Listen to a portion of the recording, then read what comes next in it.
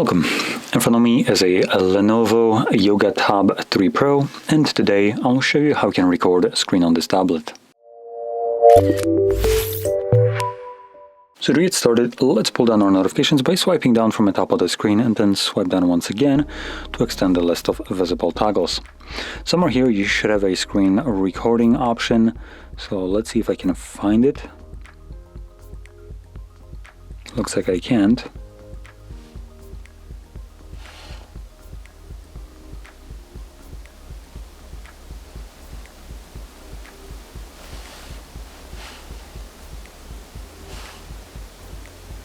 Oh, there we go, there's the option to edit the toggles.